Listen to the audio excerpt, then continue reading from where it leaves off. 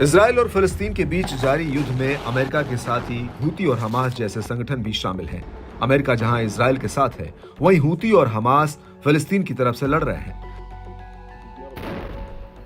7 अक्टूबर से अब तक जारी इस युद्ध को खत्म करने के लिए भी विकल्पों की तलाश जारी है।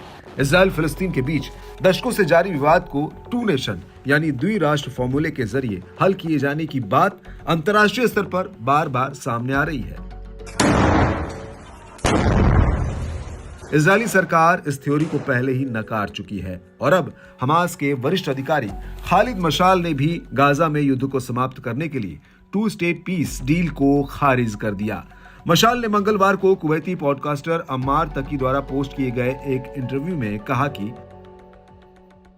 फिलिस्तीनी लोग पश्चिमी यरूशलेम में यहूदियों को कभी भी वैध नहीं करेंगे। हम 2 स्टेट सॉल्यूशन को अस्वीकार करते हैं क्योंकि इसका मतलब है कि आपको एक राज्य का वादा मिलेगा, फिर भी आपको दूसरे राज्य जो कि यहूदी एंटिटी है उसकी वैधता को पहचानना जरूरी है, जो कि अस्वीकार्य है।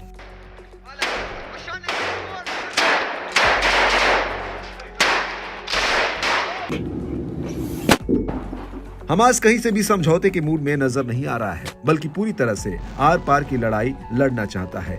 मशाल ने जोर देकर कहा कि स्वतंत्र फिलिस्तीनी राष्ट्र का विस्तार जॉर्डन नदी से भूमध्य सागर तक और लेबनानी सीमा से अकाबा की खाड़ी तक होना चाहिए। फिलिस्तीन की नदी से समुद्र तक मुक्त करने का विचार सिर्फ एक अपेक्षा नहीं, बल्कि योजना का हिस्सा है और ये जल्द ही पूरा होगा।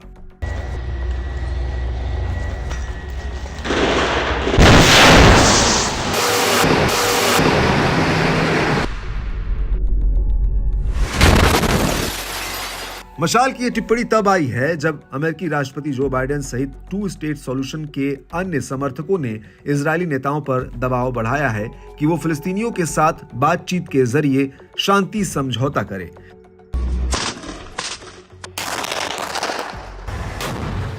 इस पर इजरायल के प्रधानमंत्री बेंजामिन नेतन्याहू ने अमेरिका को फटकार लगाते हुए कहा कि केवल पूर्ण जीत ही हमास के खात्मे और हमारे बंधकों की वापसी सुनिश्चित करेगी। ऐसे में इजराइल और फिलिस्तीनियों के लिए किसी समझौते तक पहुंचना अभी तक असंभव बना हुआ है। जान लेते हैं 2 स्टेट सॉल्यूशन है क्या। तो आपको बता दें कि 2 स्टेट सॉल्यूशन के तहत जॉर्डन नदी और भूमध्य सागर के बीच की भूमि को विभाजित करके 2 स्वतंत्र संप्रभु इजरायली और फिलिस्तीनी राज्यों को अगल बगल में स्थापित करना है।